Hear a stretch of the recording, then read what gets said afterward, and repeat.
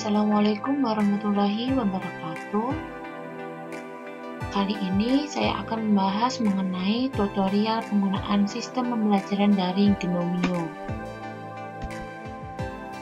Izin memperkenalkan diri, saya Febriani Rahmawati, mahasiswa Permata Sakti 2020, mengampu mata kuliah e-learning di salah satu Universitas Muhammadiyah Makassar.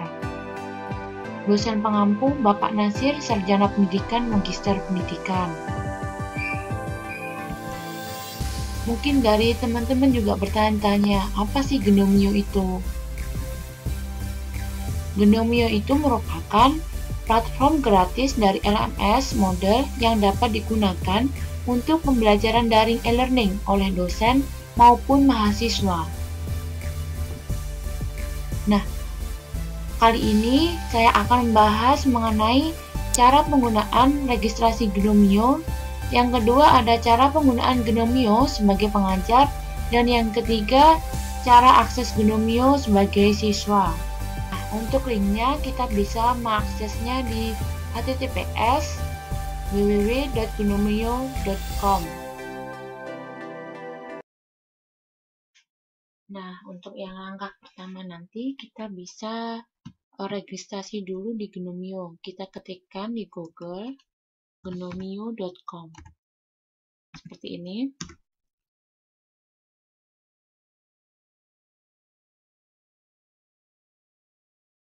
Nah, di sini kita bisa create your site dulu. Di sini ketikkan URL. Terserah mau mengetikkan apa. Di sini saya mencoba untuk mengetikkan Edu.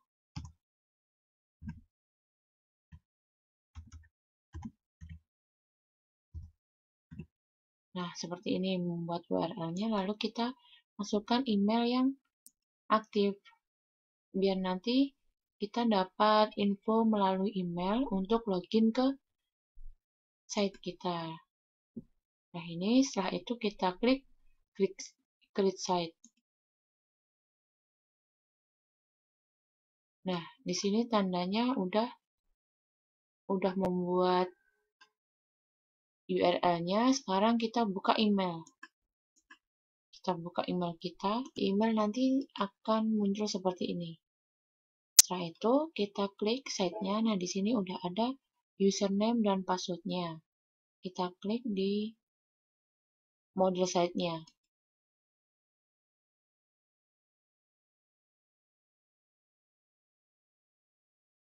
Ini merupakan tampilan dari modelnya. Lalu kita klik login. Setelah itu kita memasukkan username dan password-nya dari emailnya tadi. Setelah kita memasukkan, kita klik login.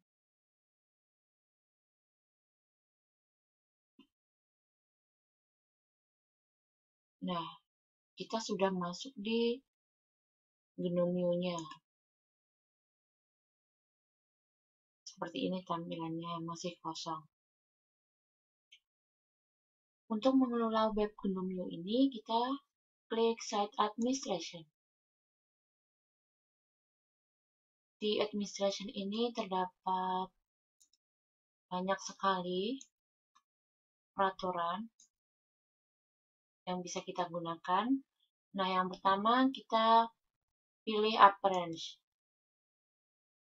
Lalu kita lihat tampilannya, kita pilih Theme Selector.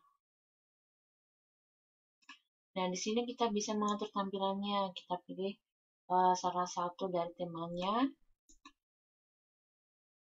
Lalu kita bisa menambahkan logonya. Di sini kita pilih.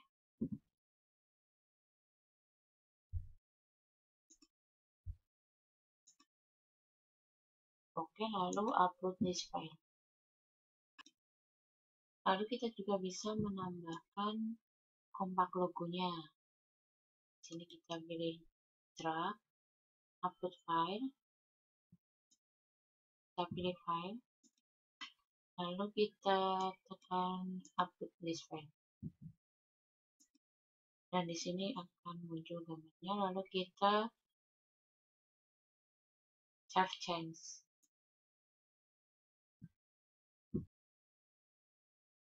Setelah kita mengganti tampilannya, kita bisa masuk di bagian pengelolaan mata kuliah. Nah, itu kita bisa klik course, lalu pilih manage course and category. Setelah itu kita klik new kategori.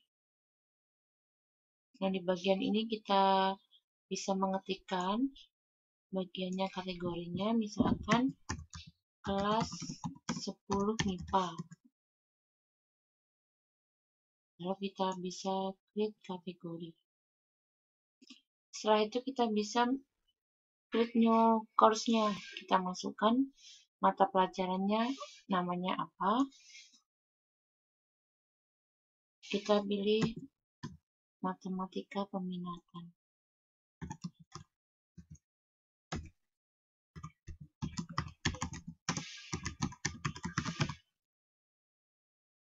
Course-nya Math B. Kita pilih kategorinya, kelas 10 MIPA. Lalu kita kasihkan course image biar nampak ada gambarnya. Kita pilih seperti ini, lalu upload. Setelah selesai kita save and display. Setelah itu di bagian site home ini kita pilih matematika peminatan. Nah, ini merupakan tampilannya. Setelah itu kita bisa mengelola sumber dayanya. Kita bisa memasukkan materinya melalui bentuk apapun. Kita pilih turn on editing on dulu, baru kita bisa mengeditnya. Nah, ini topiknya sudah ada. Kita bisa menggantinya topik, misalkan kita isi dengan pertemuan ke-1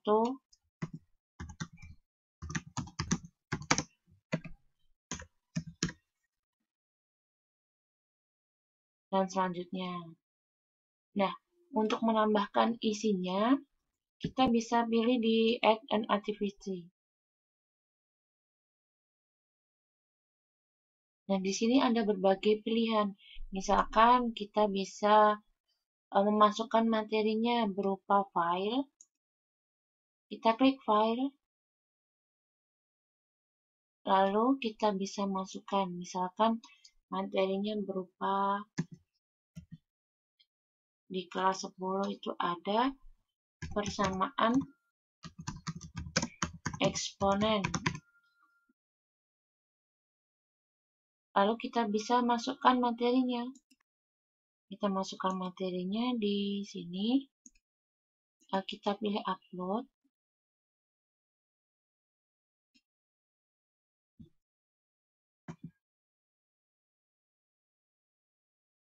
Kita pilih materinya. Setelah itu klik upload file.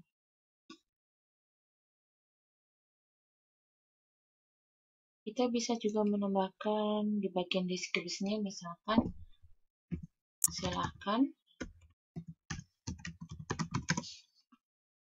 Nah, seperti ini. Lalu kita display description on course.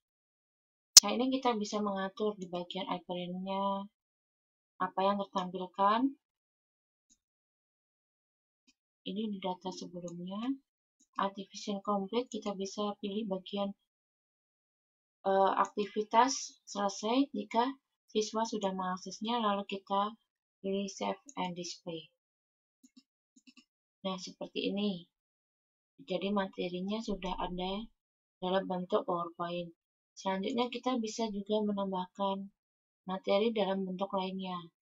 Misalkan kita mau memasukkan tentang video pembelajaran, video.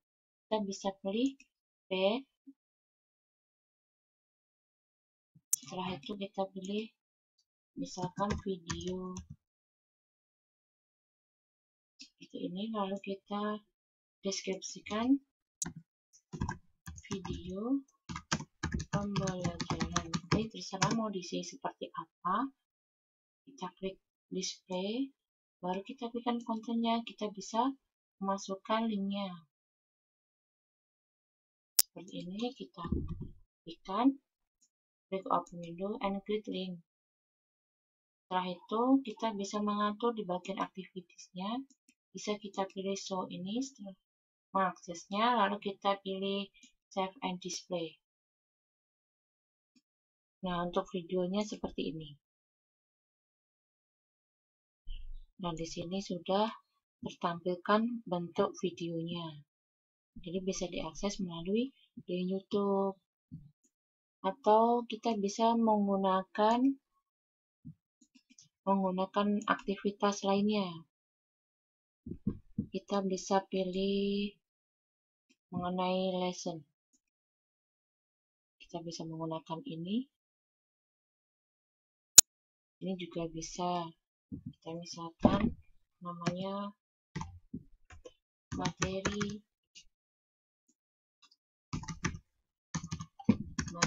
pembelajaran. Kita kasihkan deskripsinya.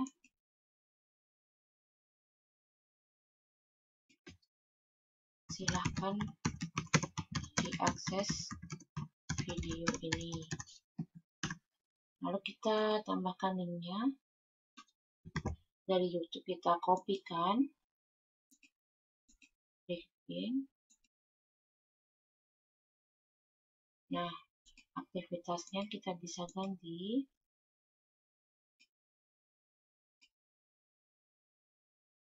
Seperti ini, kita klik lagi save and display. Nah, jika kita menggunakan ini, videonya bisa muncul di bagian halaman depan pengakses materinya. Selanjutnya, kita bisa lanjut di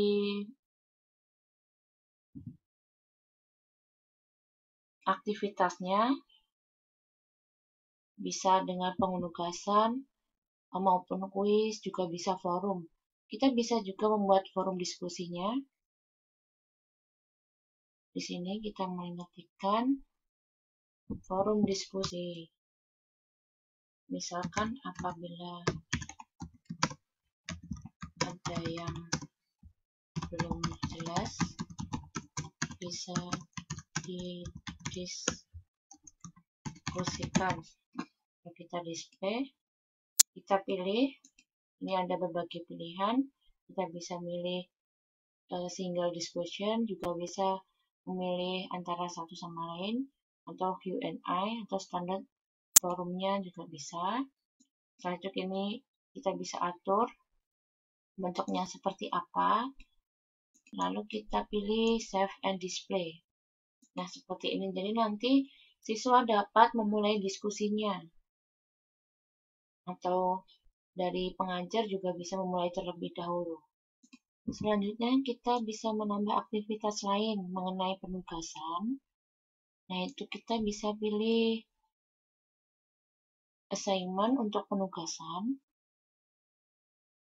Kita bisa mengetikkan namanya tugas materi 1.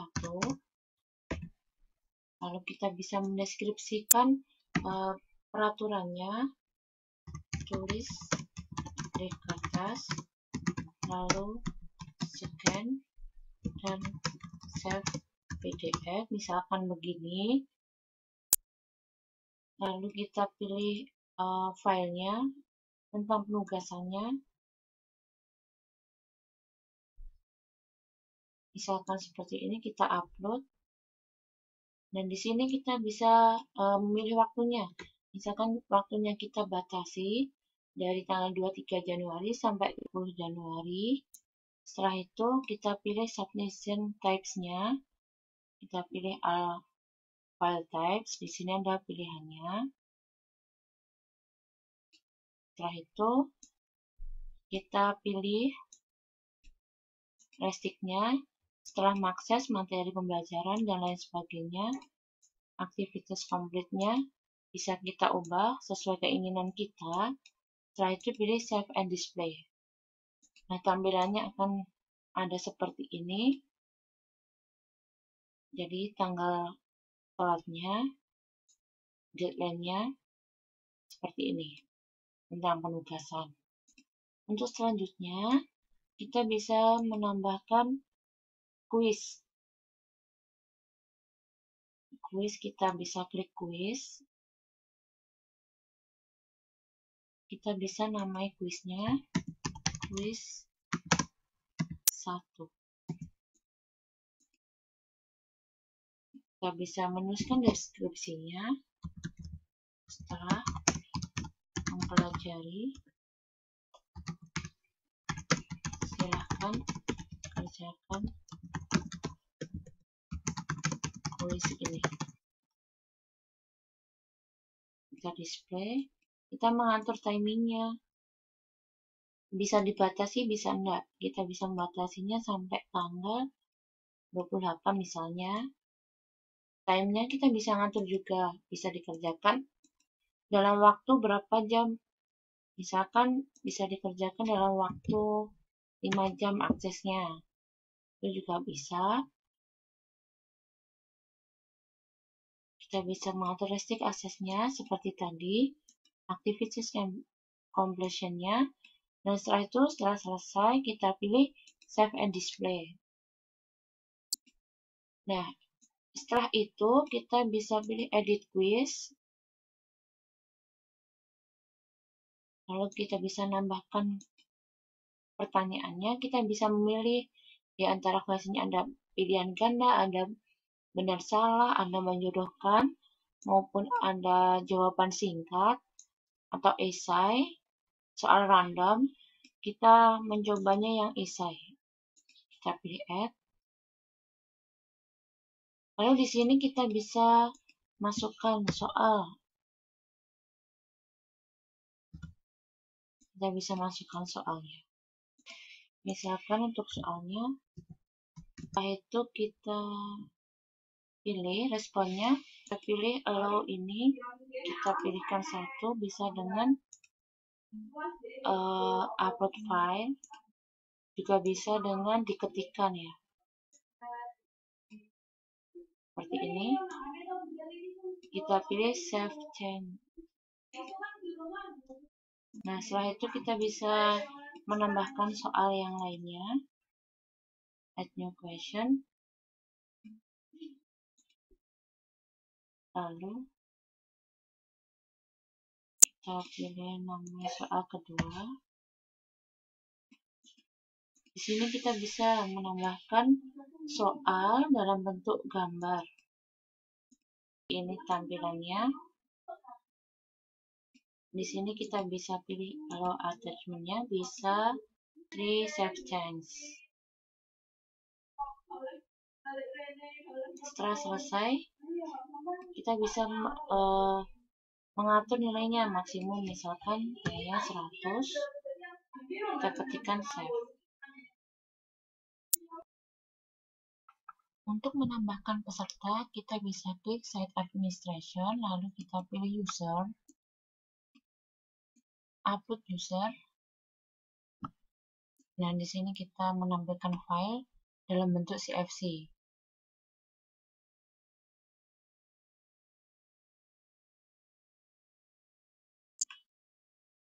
Setelah itu kita klik Upload User.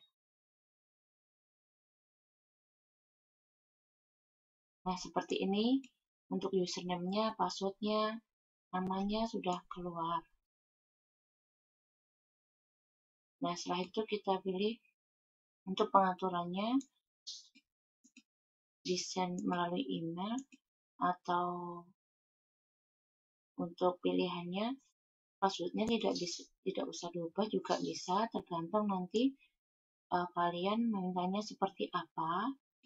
Lalu kita pilih upload user. Nah, selanjutnya bisa masuk di site home untuk melihat partisipannya.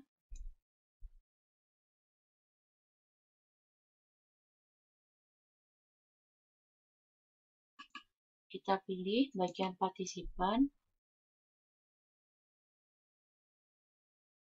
Dan di sini kita pilih enroll user untuk menambahkan siswanya. Nah, seperti ini. usernya ini kita tambahkan, atau kita bisa memilih cohortnya, kelasnya. Ini sebagai siswa, kita enroll and set user. Nah, di sini jadi siswanya nanti bisa mengakses web ini melalui username dan passwordnya.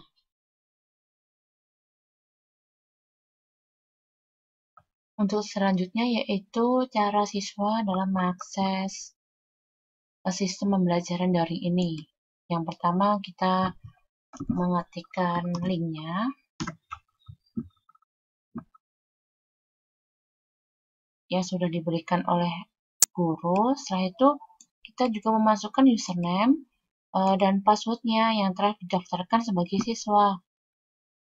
Jika belum mendaftarkan sebagai siswa, bisa sign in dulu. Setelah itu kita masuk. Nah, ini merupakan tampilan awalnya. Kita masuk di materinya, kita akses. Nah, ini. Nah, untuk pengaksesannya, kita bisa klik. Misalkan di pertemuan yang pertama, kita bisa mengaksesnya, ada materi, kita akses, kita klik. Materinya nanti akan mendownload otomatis seperti ini. Jadi bisa diakses. Setelah itu kita bisa menggunakan, untuk mengikuti forum diskusinya, kita bisa mengetikkan di sini apabila ada yang kurang jelas bisa ditanyakan, lalu klik post to forum dan yang lainnya nanti bisa menanggapinya.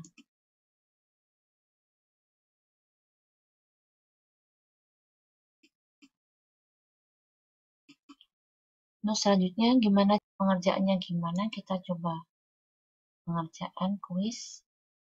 Nah, di sini sudah tertera terakhir 23 Januari, kita klik attempt kuis. Dan di sini sudah muncul soalnya.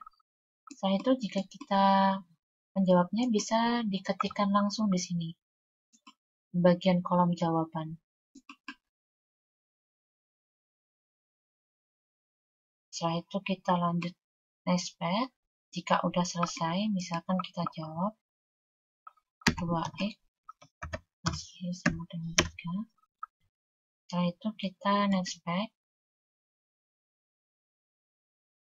Untuk soal nomor 2 juga sama. Pengerjaannya kita ketikkan jawabannya. Atau kita bisa dengan post gambar dan juga bisa upload file. Upload filenya di sini. Seperti yang sama, kita upload filenya, dipilih filenya seperti itu.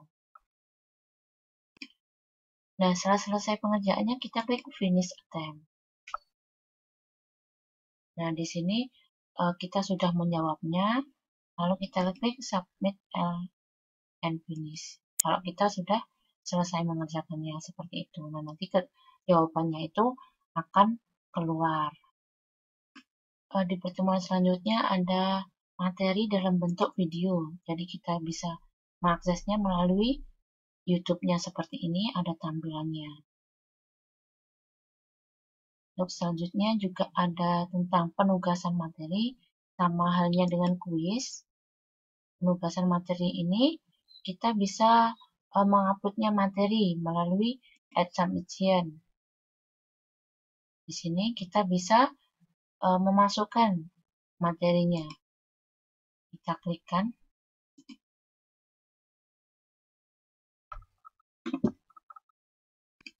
Kita klik di sini.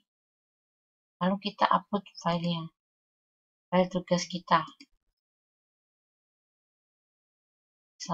Setelah selesai, kita pilih Save Change. Ini tandanya kita sudah, ini tandanya kita sudah mengirim tugasnya. Lalu kita bisa mengeditnya atau mereward kembali jika ada kesalahannya. Itu yang dapat saya sampaikan, semoga bermanfaat. Wassalamualaikum warahmatullahi wabarakatuh.